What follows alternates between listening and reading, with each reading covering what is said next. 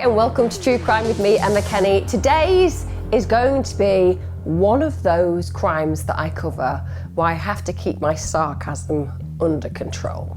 That's all I'm saying.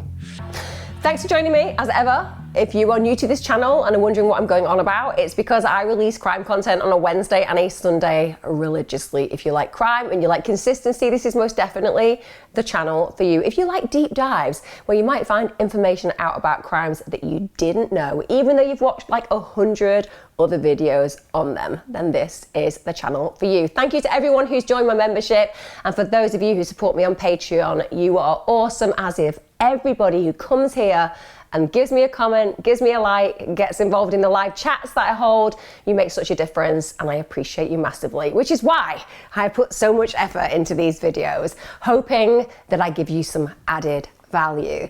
Today, I'm gonna be covering the criminal Paul Warner Powell. Believe me, I need to keep my humor in check. And you will find out why as we go through this video together. He was responsible for murdering 16-year-old Stacie Reed, and the crime was absolutely reprehensible, horrific, torturous, and disastrous for her family. Stacie lived with her mother. She was 16 at the time of her murder, and her mother, Lorraine Reed, had a happy home with her stepfather, Robert Culver. That was Lorraine's fiance, and she also had a 14-year-old sister, Christy Erin Reed. They lived in Manassas in Virginia. Stacie was a lovely young girl. She was a student at Osborne Park High School. She was really popular and she was really switched on. She knew what she wanted for her future. She had a complete identity with herself. She was well adjusted. The students and the teachers who knew her all agreed that she was an individual who they could think of very highly because of her actions, the way she behaved. And she literally excelled in her Naval Junior Reserve Officer Training Corps class. And the reason for that is because she was massively committed to a dream. And that dream was a big one. She wanted to be a Navy SEAL.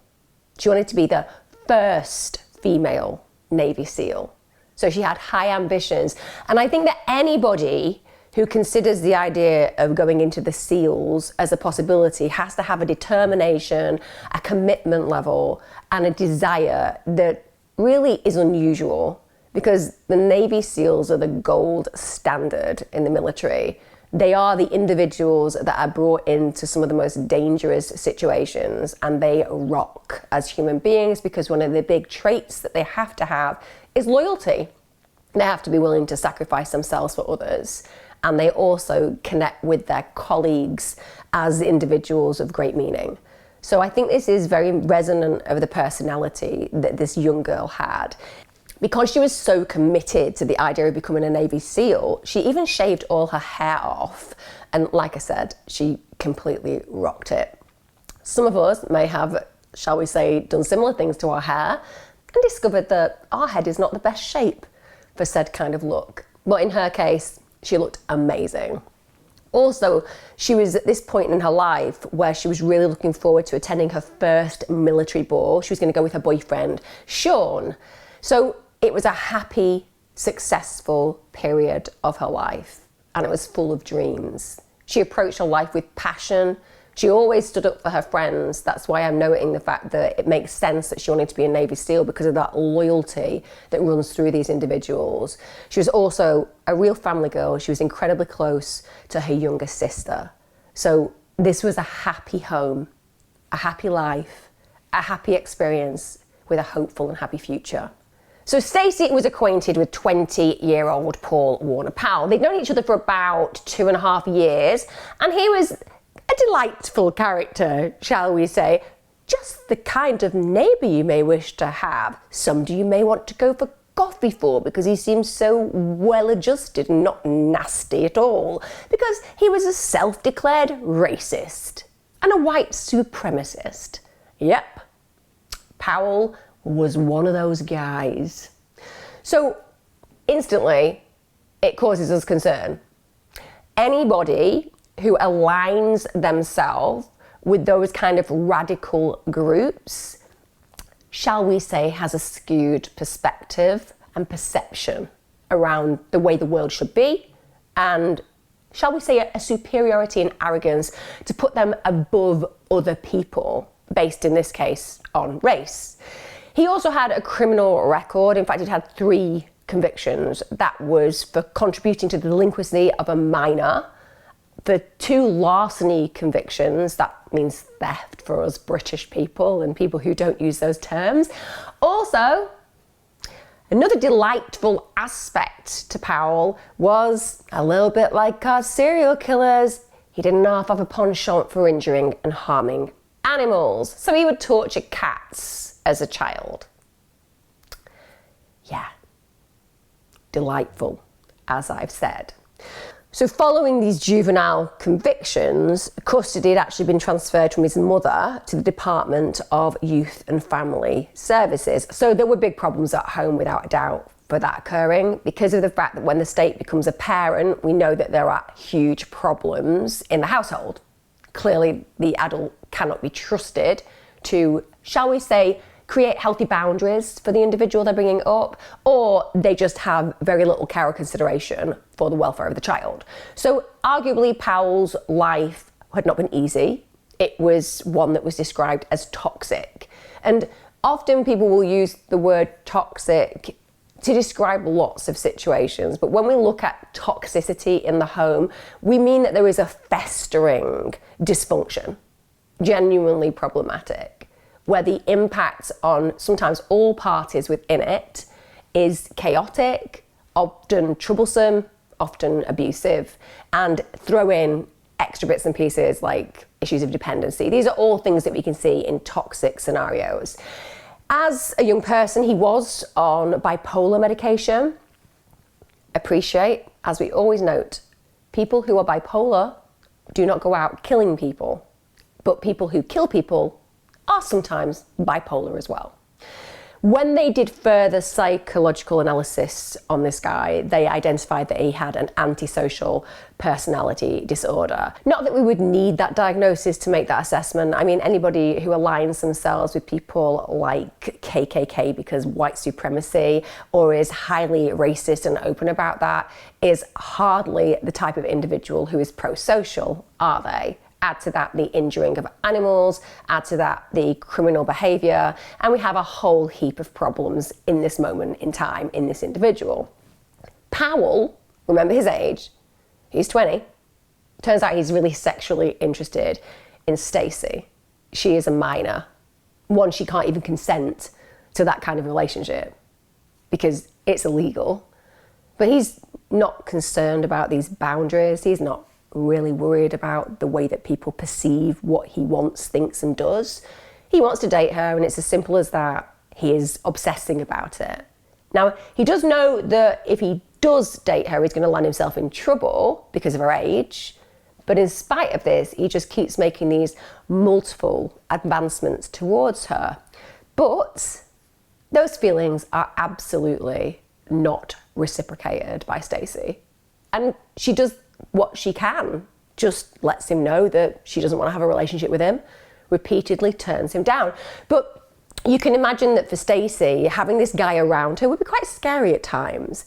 If you know somebody is so negative in the behaviours that they act out, they're known in that area for being a trouble causer, clearly they're quite okay with being at least violent to some degree with the way that they act, because when you're racist, even if it's just using horrible racial slurs, it's still an act of violence because it's very powerfully upsetting for the individual receiving it. She will know all of this. So she's turning him down constantly, and he's not giving up. Also worth noting that Stacie was actually in a relationship at this point with an African-American man, Sean Wilkerson. So she is completely at odds with Powell's mindset anyway. So she's actually in a relationship with a man who she knows that Powell already despises based purely on the colour of his skin. Now, Sean had recently moved, but the two had still retained contact. They were in a long distance relationship. So clearly they were both serious about one another, because they could easily have just let that slide when Sean moved away. The fact that Sean and Stacie are together really upsets Powell. Firstly, he doesn't like the fact that she's willing to turn him down. He's very arrogant. He's really cocky. We would say cocksure of himself. But add to that, that he knows that Stacie is choosing a black man over him. So to him, that's like a double whammy of rejection. Like, how dare she not want to be with him because he feels he's so amazing as a human being? But then how dare she select somebody to have a relationship with that he believes is inferior? Because that's what racists do. They look at people from particular races and believe that they are less than because they don't have the colour of the skin that they hold. On the 28th of January 1999, Powell turns up at the Reeds' home.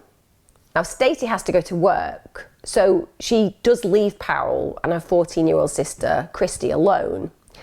Christy is really worried about Powell's behaviour. For example, he wouldn't leave the house and he kept walking back and forth, up and down the hallway, just looking in the rooms, as if he's scoping them out to some degree. This is really concerning for Christy, and she does absolutely the correct thing. She calls her mother, and her mother actually says, look, tell Powell he needs to leave the house. That would be very intimidating for Christy, but I guess that she would be buoyed by the confidence her mother gave her to feel that she had a right to ask this man to leave. But this is very unusual behaviour, isn't it? For a man to firstly turn up, secondly remain in a house where there isn't actually a relationship going on there, and finally have to be ordered out by the mother of the child who's awkwardly left there in that situation, not knowing what to do. On the 29th of January 1999, well, earlier in the day, Powell has actually bought some crack cocaine and heroin. So we all know that if somebody is taking drugs like cocaine and heroin, particularly crack cocaine and heroin in this case, that can cause issues with mood. It can also bolster confidence horrendously. I mean, crack cocaine can make somebody who is, shall we say, a shy, retiring individual to a loud, aggressive one. It really has that power. So the fact that Powell is also using the kinds of drugs demonstrates that at times he probably isn't in his right mind to some degree. But also, I think it legitimately gives people excuses to behave very badly in certain situations. So on the 29th of January, when Stacie returns from school, it's around midday, he's just waiting for her in the front yard. Even though she's pleasant, she manages to inform him that her stepfather, Robert, is going to be calling home for lunch. At that point, he leaves. Now, again, that's giving us some insight. If Powell doesn't have any malice or any negative ideas about what he wants to occur there, why would he leave? Why would he be concerned about the stepfather, Robert, returning? So instantly you're thinking, what is going on in this man's mind that he doesn't want to be present when the stepfather is around? So he leaves it for about 45 minutes and he comes back. This is after Robert has left. He returns at that point with a survival knife, a butterfly knife, a box cutter, and a 9mm pistol. So that's what he's done. He's turned up fully armed. And Stacie's got absolutely no idea that this is playing out. She has no reason to imagine that this man, albeit somebody that she's having to spurn the advances of, somebody who she obviously doesn't necessarily connect with or particularly like, but she fears to a degree where she keeps him on side, she has no idea that he spent the last 45 minutes getting those weapons together. And Stacie's actually on the phone to her boyfriend when Powell turns up, and he just walks in and lies on the couch, which again introduces us to that level of arrogance this man is demonstrating. Just think about that scene playing out. This is your home, your safe haven. You're going to be able to control the kind of people who come in and out. But Powell has got that confidence and certainty and also the fear factor that means that even though it's completely inappropriate, he manages to just go ahead and do that. Also, a taxi arrives because he's left his pager, so he basically goes out to collect that. And Stacie hears him leave, and then she goes downstairs because she's like, what's he doing? What is this guy actually up to?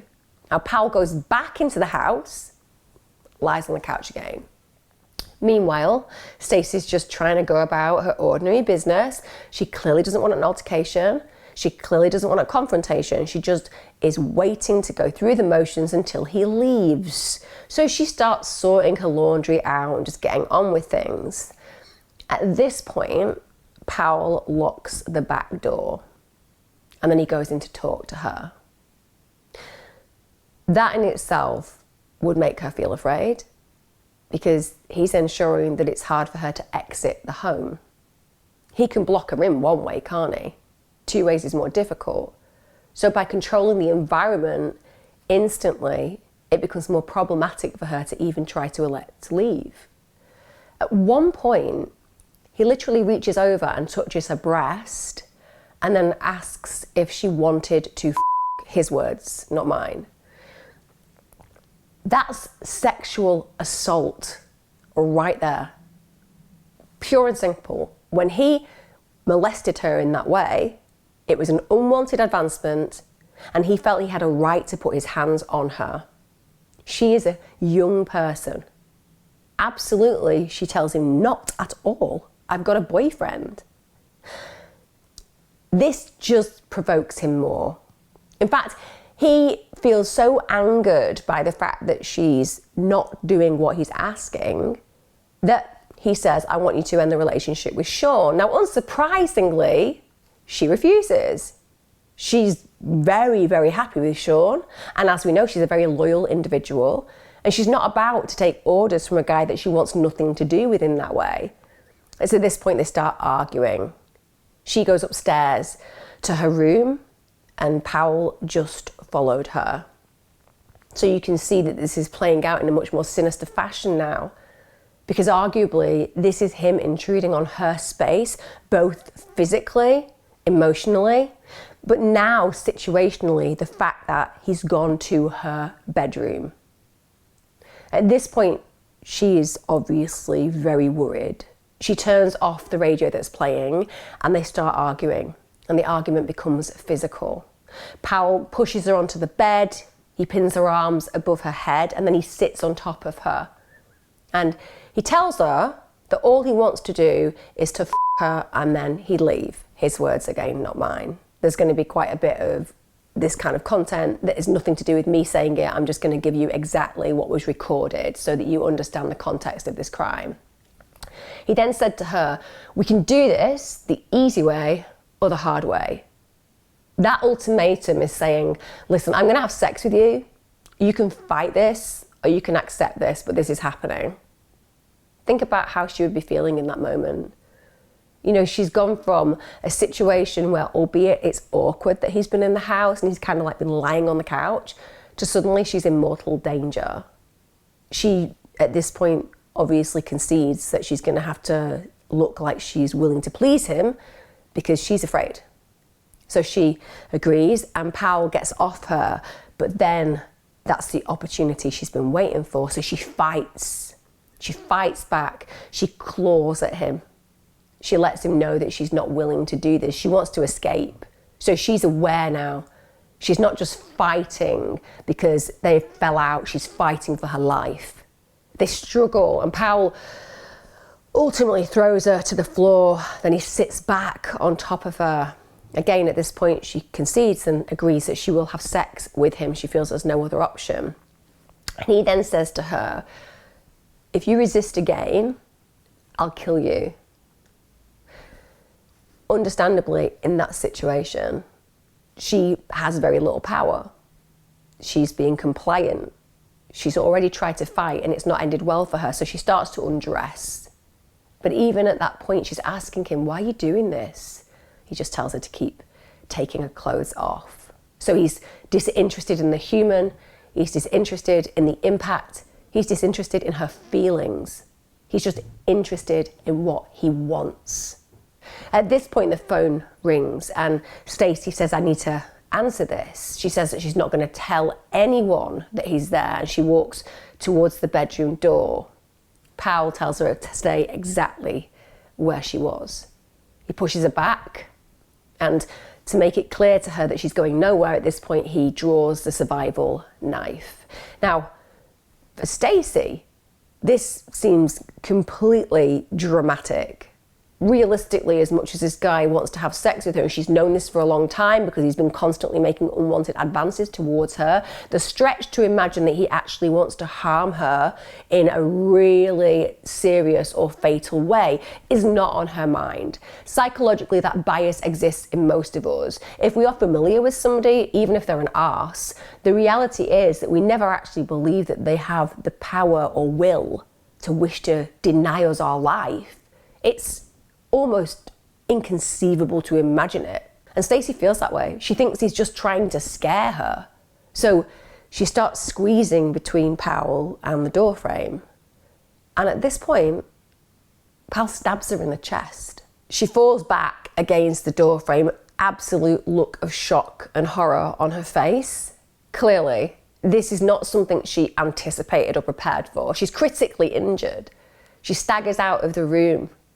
She falls into her sister's room. She collapses on the floor. She's clearly trying to get away, but she's so badly injured, it's just impossible. And instead of getting help, instead of realizing that what he has done is caused this young girl desperately dangerous injuries that require immediate intervention, he just carries on his attack, doesn't get any help at all. And he steps up onto her throat with all his weight. Imagine that, with all his weight. This is a grown-ass man. He stabbed her in the chest. Now he's standing on her throat fully. That's not enough though. No. He then stamps repeatedly on her face and on her throat. Imagine the impact. Imagine what's running through that poor girl's mind in those final moments, the escalation. 1 minute she's on the phone to her boyfriend, the next she's doing a bit of laundry, the next she's been threatened with rape, violated, and now she has a man who's stabbed her and is choking the life from her.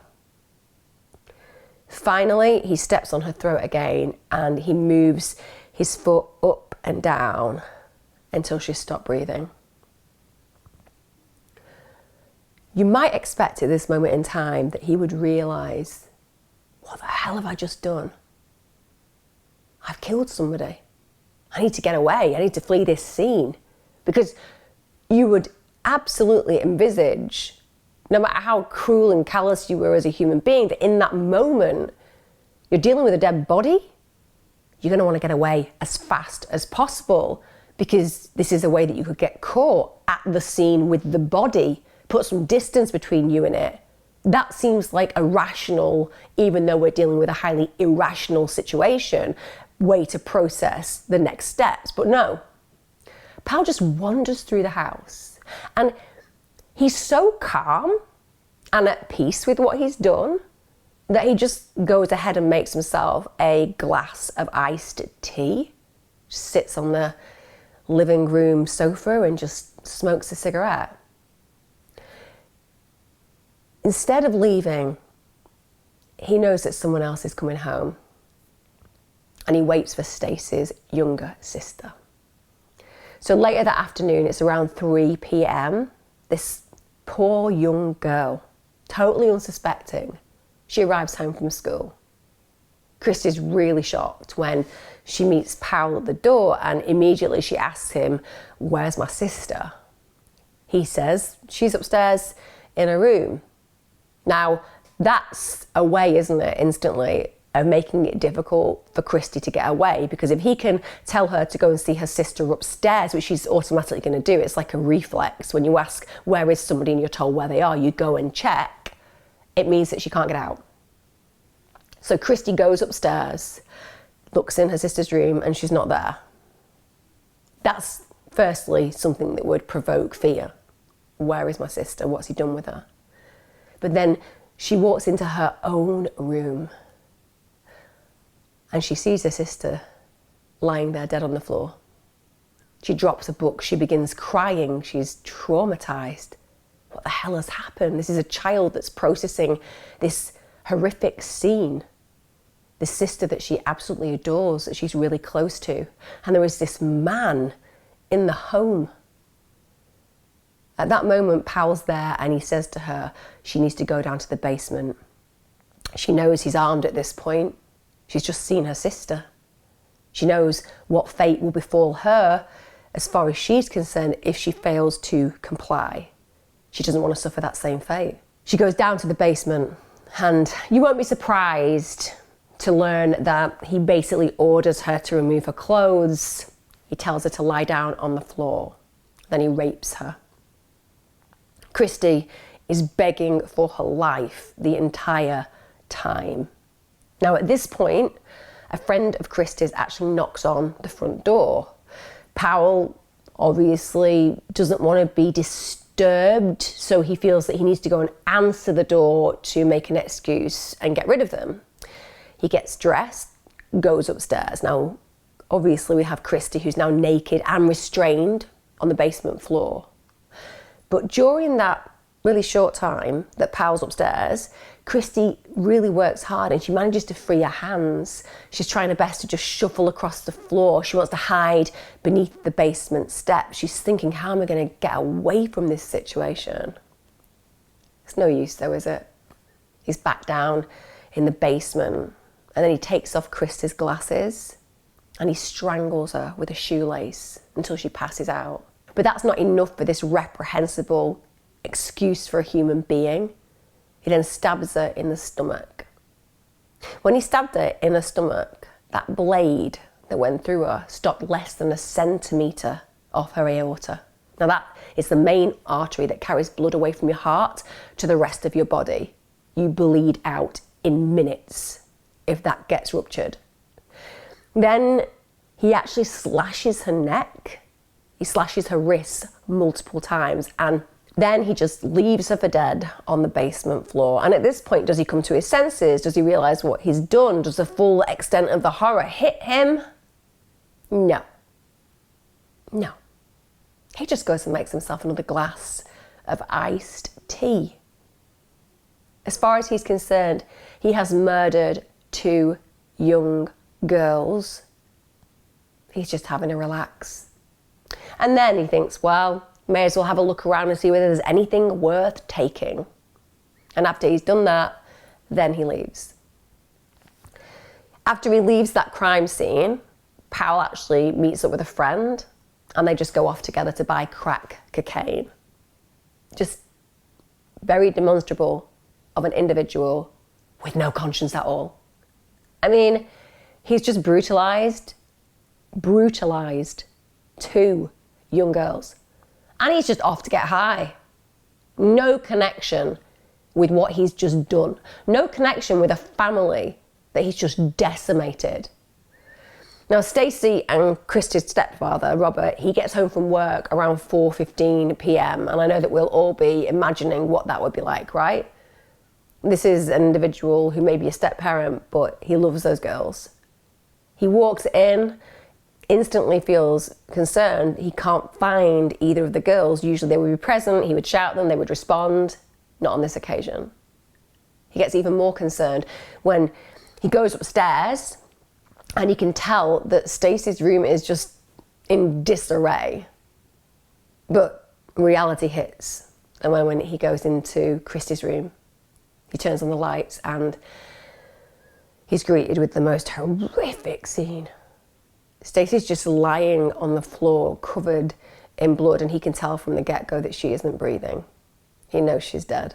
Robert is frantic. Clearly, one of his stepdaughters is dead. The other one is missing in this moment in time. He assumes it's likely that she has also been killed, but then he hears this weakly voice calling his name, and when he goes to the basement, he finds her. Christy's there, lying naked, still tied up on the basement floor, and she is bleeding profusely from the wounds to her neck, to her stomach. Robert immediately calls emergency services, and emergency services could actually hear Christy gurgling and whimpering in the background.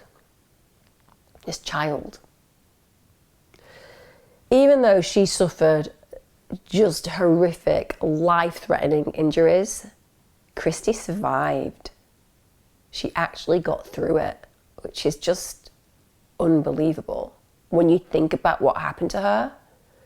When the police and the paramedics arrive, the brilliant thing about Christy is, yes, she may be very badly injured. She's been through the most traumatic scenario, being raped, and also seeing her sister dead on the floor, but she can tell the police and the paramedics immediately it was Paul Powell that attacked me. Christy then gets airlifted to hospital. She's in a dire condition. She actually needed 61 stitches to the slash wounds that were on her throat alone. Imagine that. Imagine the physical endurance that was required to just get through that experience. Investigators reveal at this point that what killed Stacie was the stab wound to the chest, and the reason for that was he had actually stabbed her through the heart. But when he'd done that, it wasn't an in-out situation. In fact, he had twisted the knife as it pulled it out, and that's to make the maximum damage. Also, there were cuts to her hands and wrists because she was defending herself. She clearly tried to fight off that attacker. Her body was covered in bruises. Her head, her neck, her chest, her abdomen, her back, her arms and legs were all bruised. And of course, as I described how she was killed, the bruises on her face and neck were very present because they indicated that somebody had stepped or stamped on her. Powell gets arrested the following day. This is the 30th of January 1999. He's actually at his friend's girlfriend's at that point. They find him and he's still in possession of a blue sports bag, and in it, you won't be surprised to know, because you know how bright these criminals are. They're like, what I should do is hide evidence. I should certainly not be caught with any incriminating objects. That would be foolhardy. Some would say that made me a massive idiot. Yeah, he was basically found with a blue sports bag containing a fully loaded 9mm semi-automatic pistol, a survival knife with a 5.5-inch blade, and a butterfly knife with a 5-inch blade. Also, the survival knife's sheath was stained with blood. And when they analysed it, it matched Stacie's DNA. In fact, the probability of it belonging to someone else was 1 in 1.1 billion. Suffice to say, Powell was banged to rights in this moment. Meanwhile, when they did further analysis of the survival knife blade, it was a match perfectly for the wounds that were inflicted on his victims. Horrific human predator, also massive, useless idiot forensically. I'm glad that a lot of these individuals who believe they are so superior have the arrogance to believe that somehow they're going to get away with it, that they don't even dispose of the very things that will mean that from the grave, their victims are allowed legacy. So Powell gets charged with capital murder, attempted capital murder, rape, and kidnapping. Now, when the police arrest him and take him in for questioning, during the interrogation, obviously, they ask him whether he was guilty of what has happened and played out. Had he stabbed Stacie? And of course, he said, yes, I did. You'll know that because I had the blade with her blood on and a range of implements that you can connect with DNA. Therefore, you're right. Sorry, I've done this. I'm a terrible person. Please do away with me. Of course he didn't. He was like, you know what? No, I didn't do it. Totally denied stabbing Stacie. He kind of tells a half-truth in the fact that he says, you know, I was at the house that day, but actually what happened was me and Stacie ended up in an argument about her relationship with Sean. Number one, just throwing it out there, mate. Why would you be arguing about somebody having a relationship with somebody that you're not involved in? Just gonna throw it out there. You know, even in that situation, you are the provocateur, aren't you? You're the individual who is making a problem out of something that's got jack all to do with you. But this is where he goes with it. So he claims that because of this argument, Stacie had basically attacked him and scratched him. And of course, what could he do in that situation but push her to the floor? Well, I mean, that's one suggestion, Mr. Powell. But Let me just throw another. You could leave. It wasn't your house. You have nothing to do with the relationship.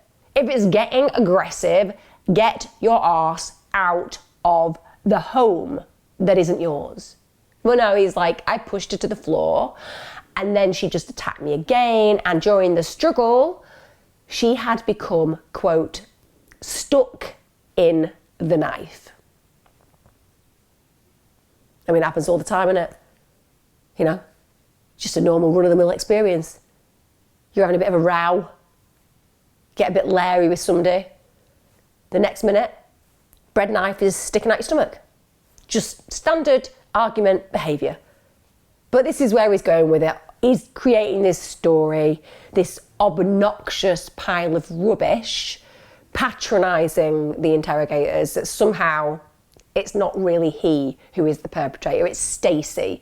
You know, the girl who was found with stamp marks all over her head and a knife through her heart that had been literally twisted. He then goes on to tell the interrogators that Stacie died because she was stupid. Literally, that's what he said. That was his explanation. She was stupid. It was stupidity that killed her. It was stupidity. It was plain old, good old-fashioned stupidity that killed her. Yeah. It wasn't him threatening to rape her, forcing her to a state of undress, and then murdering her that was the problem. It was just, you know, she was a bit stupid. He then adds to this claim that she's stupid by suggesting that one of the reasons for that is that she was dating a black man. And, you know, Powell does not agree with interracial relationships. Well, I don't agree with relationships involving rapist, murdering tossers. But you seem to think you're all right there. Nonetheless, this is what he's getting across to the police. And then he denies raping her sister, Christy. Even though the police have got this first-hand account that she is saying he had done that. And you have to say to yourself, why would Christy be making any of that up? It makes absolutely no sense whatsoever. She would want the right person caught for what they did to her. She's not going to be throwing accusations at just innocent people who happen to be around the house occasionally. So they have a direct witness who's alive. Now, in a later interview, Powell did admit to probably raping Christy. Probably raping Christy. Probably. Which bit of actually and realistically and absolutely are we failing to comprehend in this moment? You don't forget that you raped somebody. But that's this arrogance that he demonstrates throughout this. And so his argument basically for raping poor Christy is that he didn't get any with Stacie. Yeah, that's literally his reasoning. He also admits that he did attempt to murder her, and he actually tells officers that the reason for this is he had to kill her because he didn't want a witness. I mean, I'm going to throw it out there, Powell. The whole thing about leaving a witness is one thing. The other problem that you might find when you are dealing with a scene of a crime is when you are caught with said items that you'd actually carried out the murder with. They were still on you. You hadn't disposed of them. The likelihood is, even if you had been caught 3 months later, you would still have been carrying around such items because that's how stupid you are. The officer actually posed a question to Powell and said, before you raped Christy, you knew you were going to kill her, didn't you? Powell responded, I really didn't have a choice, did I? What did he expect the officer to be like? Oh yeah, you're absolutely right. You should definitely always kill a witness. I mean, it just makes no sense whatsoever. But again, plays into this arrogance that he has a right to freedom. He therefore needs to remove any opportunity to being indicated in the crime, even if that means killing a young girl. 2 young girls. Because if he'd had his way, that's what would have happened. Also, he tells the police that he had this desire to purchase a gun so he could kill somebody, kill a lot of somebodies, just for something to do. when you hear about those kind of responses, on one hand you can say, well, this is potentially bravado. This is an individual trying to act big and impressive as a criminal in front of the police. But I think in this particular individual's case, he had so much negative intent. He had so many reasons that he felt he was entitled to actually go ahead and carry out the kind of crimes that could lead to multiple people being murdered. This kind of a human being is just innately bad, in my opinion. He also said that he admired Charles Manson and Adolf Hitler. He said he thought they were cool.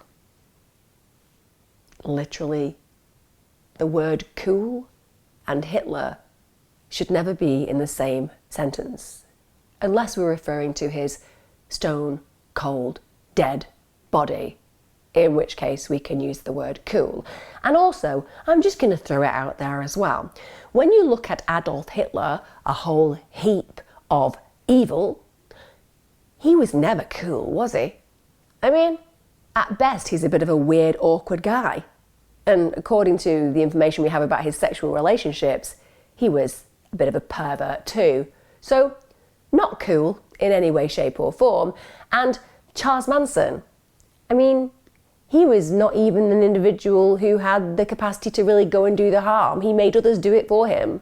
So he shouldn't even be in the same category. But arguably, of course, I doubt that Powell's ever even read a book. Just saying. I doubt he's ever read any more than a cereal packet. And even then, he was probably struggling. His brain was probably struggling, having to get to the end of a cereal packet. I don't like him.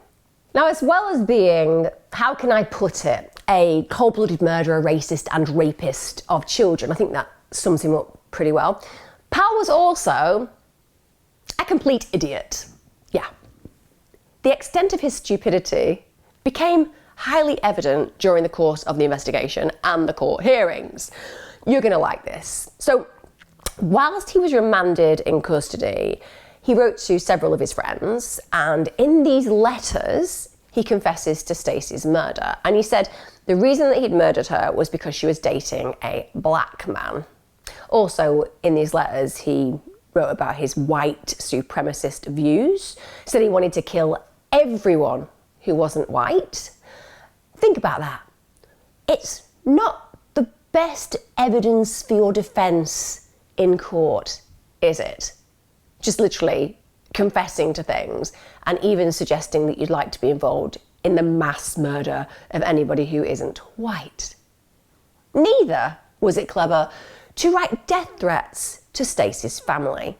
Yeah, he writes death threats threatening to kill Christy and her family if she testified against him. Even wrote to an acquaintance of his asking them to intimidate Christy. He wrote, "Hey babe, what's happening? Not too much here. I'm writing to see if you could get one of your guy friends to do me a favor. You know that Christy is telling the cops things and she's going to testify against me in court.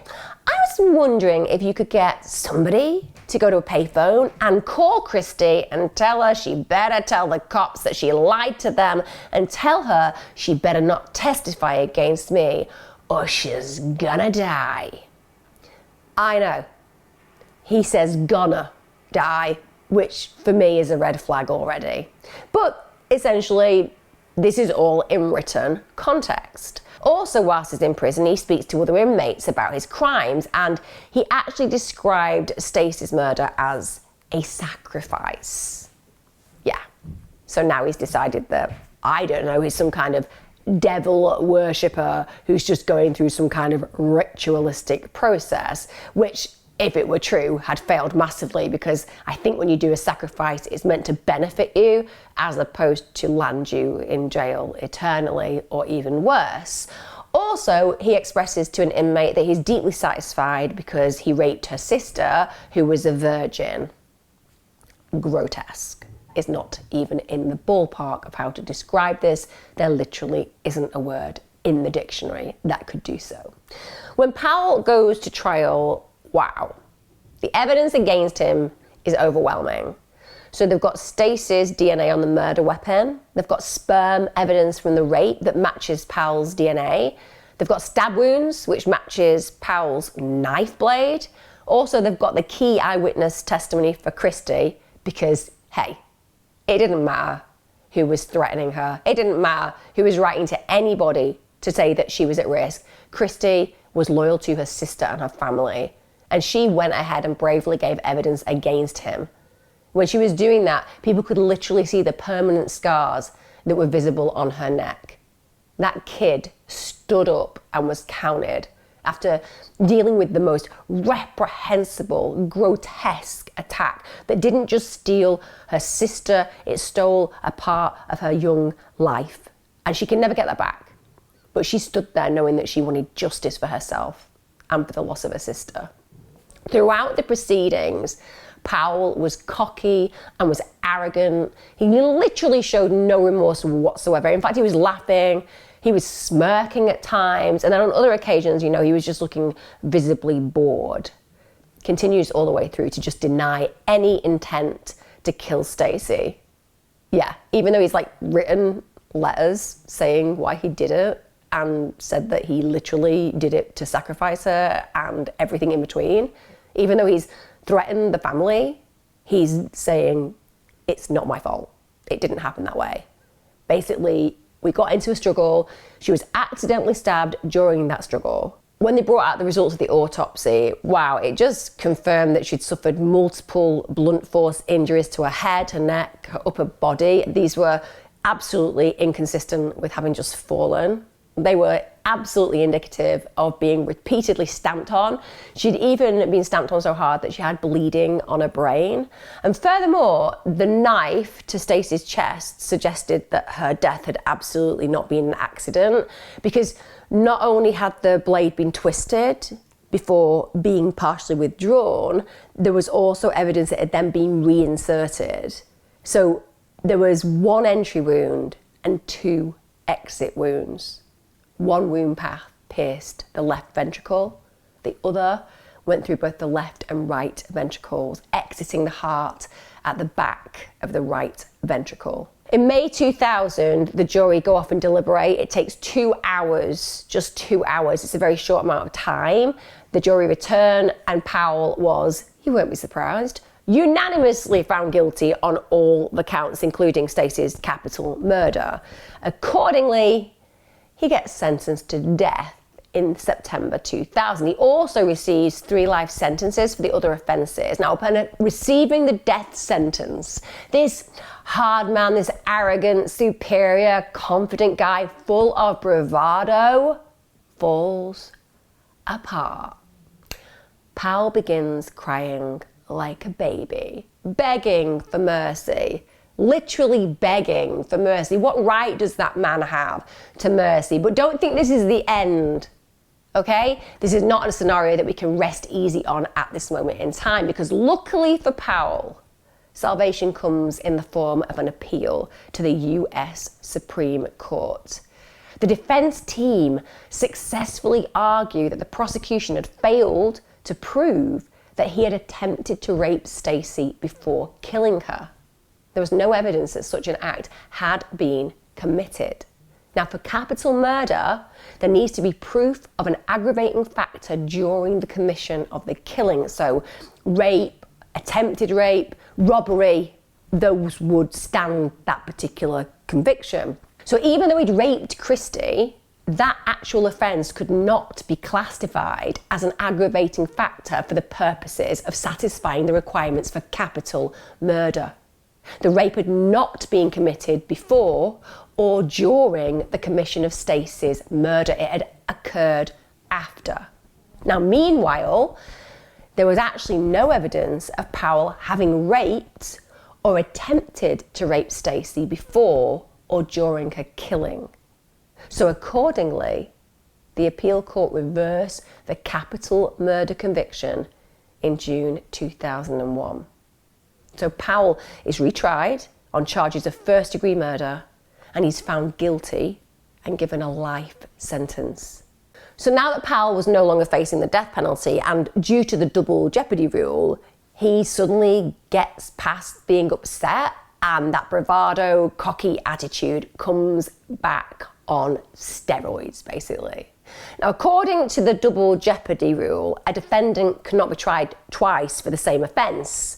Therefore, it means that he's safe from capital punishment. So Powell at this point, it just adds fuel to the arrogance fire, and he cannot help but start to gloat. And he wants to mock his victim's family, and he also wants to mock the prosecution team. So he writes a letter to the prosecutors. This is on the 21st of October, 2001, bragging about Stacie's murder. I did tell you at the beginning, this guy is a piece of work, but not a very clever piece of work. So when he writes to the prosecution, he admits to what the prosecution had failed to prove at trial.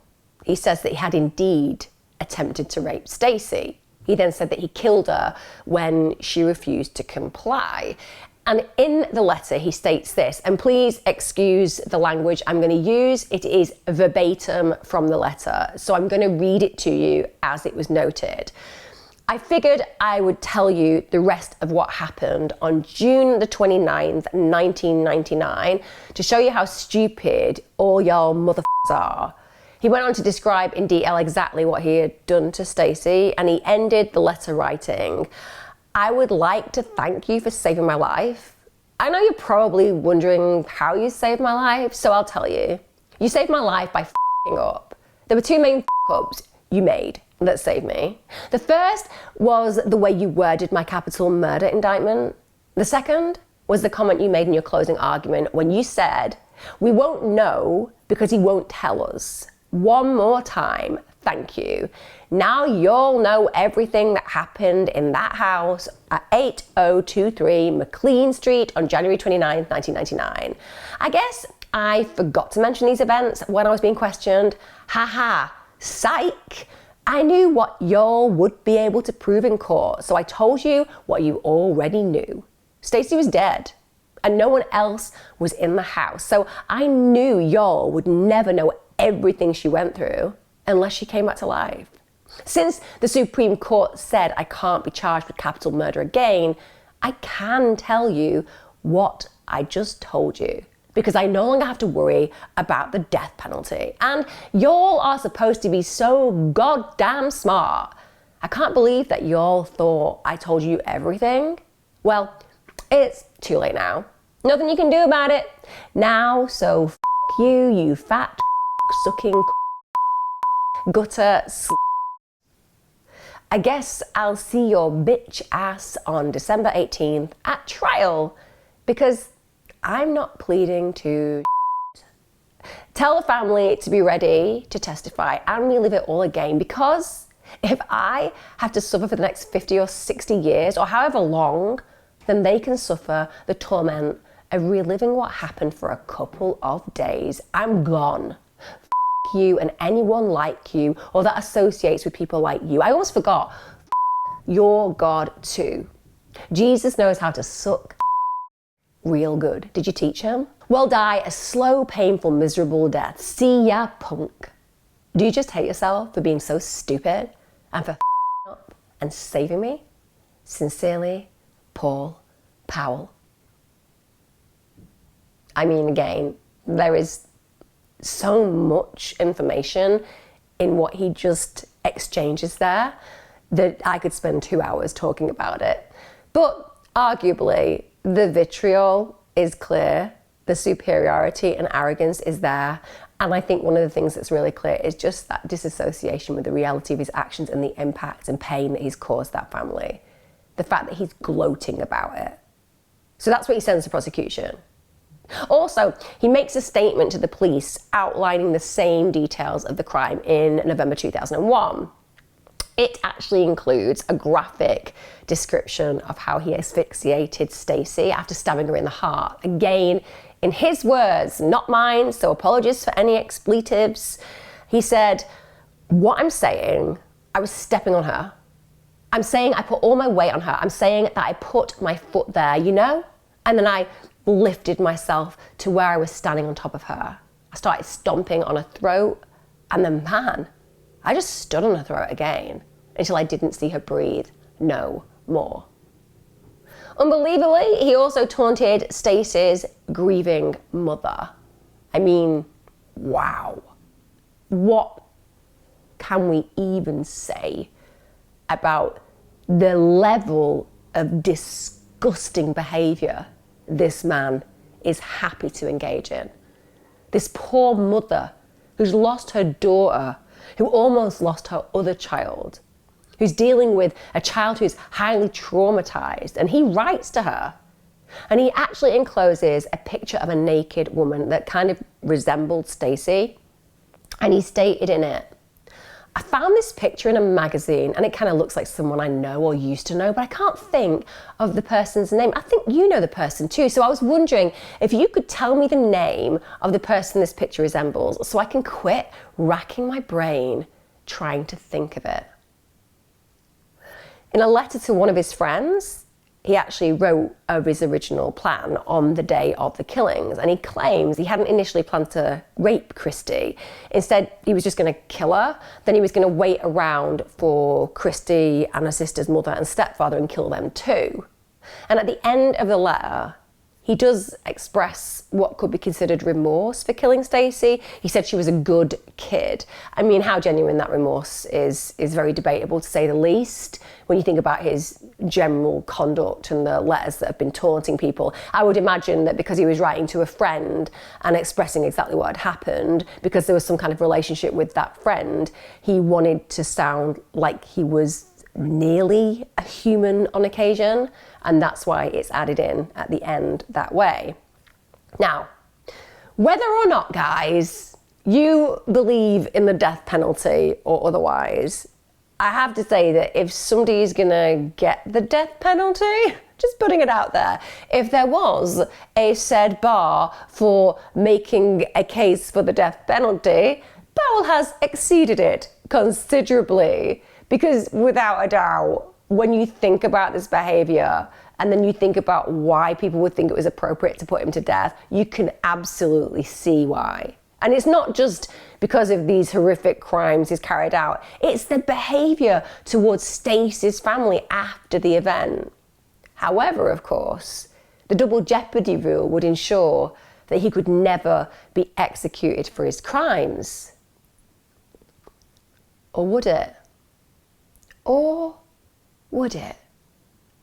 Remember what I said at the very beginning of this? I love it when an offender thinks they're so clever, but they're really so stupid, it's laughable.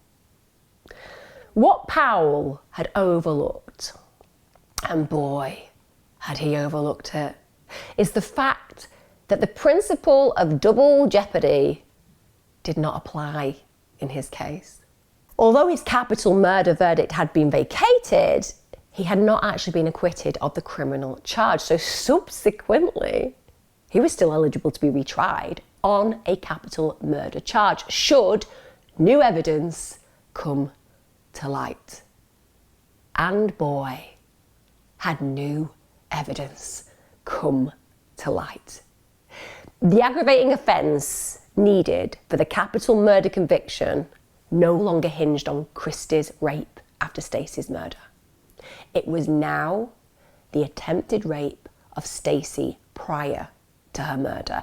And what's more, prosecutors had a watertight proof of this new offence. Why? Because they had Powell's own gloating written confessions. He had unwittingly signed his own death warrant. I wish I'd been there when he was told that. Sorry, just gotta digress for a minute.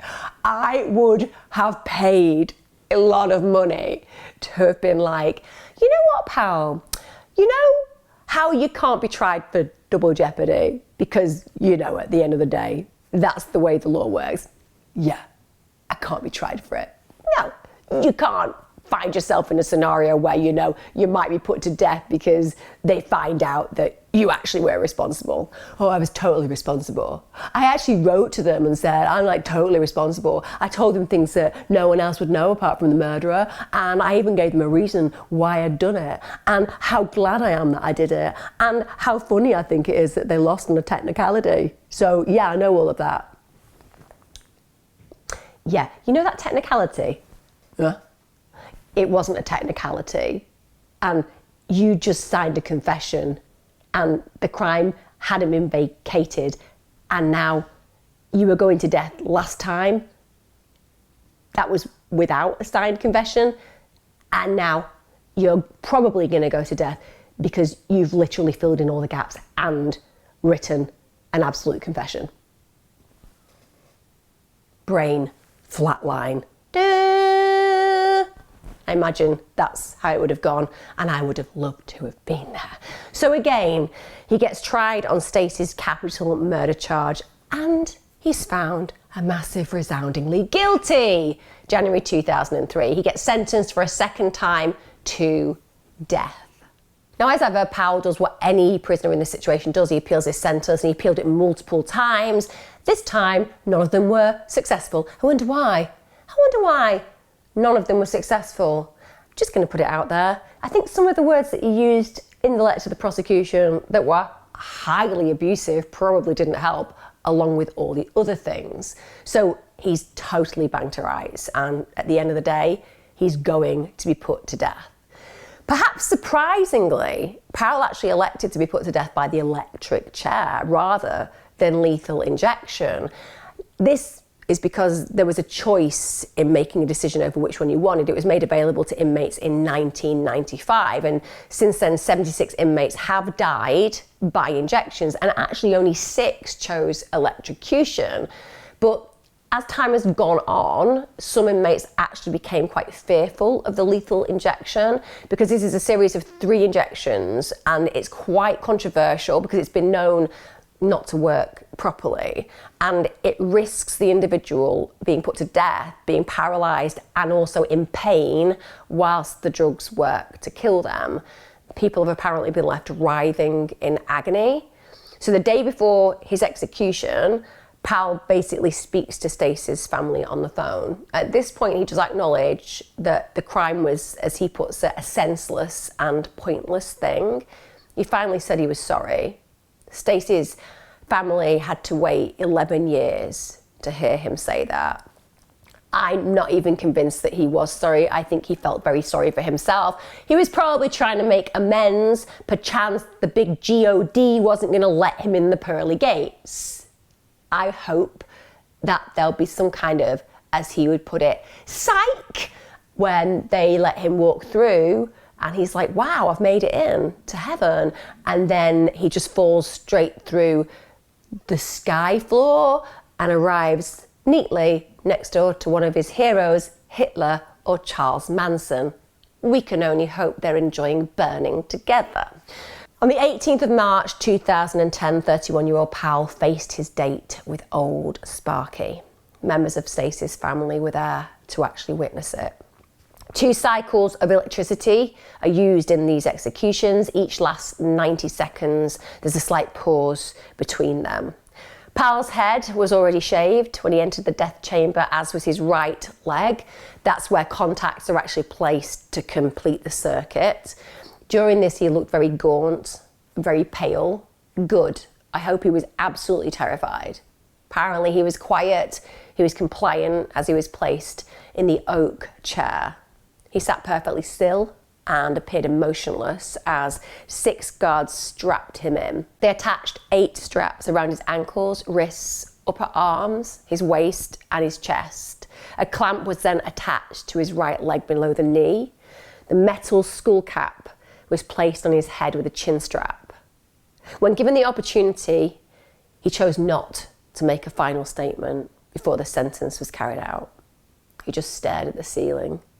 The face mask was put in place. When the execute button was pressed, Powell's body jerked back into his chair, his hands clenched into tight fists, veins swelled, and his arms turned red. Smoke and sparks rose from his right leg. He was pronounced dead at 9:09 p.m. Powell's execution was the 106th in Virginia since the reinstatement of the death penalty in 1976. In 2001, Stacie's mum, Lorraine, she established the Stacie Foundation. That stands for Strive to Achieve Compassion, Intervention and Education. That organisation has been set up to promote healing. It offers support and hope to survivors of violent crimes. Amazing, incredible that Stacie has this legacy, and it will never, ever make up for her loss. But the fact that her death is easing the burden of many of those who were affected and impacted on by violent crime means that her life has infinite meaning, not just to those people who lost her, but to those individuals that she touches through this work. Hopefully, Stacie's family may finally have some form of closure, I guess, because he's now dead, and that will have given them a level of peace, because those horrific events of the 29th of January 1999 undoubtedly shattered their lives completely. No amount of people being put to death can ever give somebody who's experienced the loss of a child in this case a sense that justice has been provided. But I think it closes the door on a particular chapter and enables the family to move forward, knowing that just as their, in this case, child had their last breath taken from them, so too has the perpetrator been refused the opportunity to continue living. Sometimes it must be very difficult for people who've lost individuals in such horrific circumstances to just know that that person is still being fed, sheltered, cared for, at a cost to even them in the taxes that they pay. That must be very painful. Equally, I know a lot of people disagree with the death penalty per se, and that's completely acceptable too. The point is, if there is a law that you can break that can give you that result, well, when you choose your behaviour, you choose the consequences. It's as simple as that. I hope that we all agree that Powell is an individual who is malevolent, despicable, diabolical, reprehensible, and certainly deserving of some very stern reactions, in this case, the death penalty. But also that we can all stand for a moment with our mouths open at the sheer stupidity of this human being. I believe, full stop, the authorities would have always caught up with him. He wasn't sophisticated when it came to forensics, but the very fact that he literally signed his own death warrant, it kind of keeps me a little bit warm at night. That probably sounds a little bit nasty, but I don't care. He's very much deserving of my clear disdain, and I hope of your clear disdain too. If you feel said disdain, leave me a comment, give me a like, subscribe if you fancy it. And let's remember that while Stacie had her life cut short, their family have made sure that her legacy lives on and on and on for many generations to come. They're amazing. Thanks for watching, thanks for listening, take care. I will see you again soon. My merch link is below, as is my membership, etc. If you want to get involved, please do. In the meantime, I will see you next time, and be safe. Take care.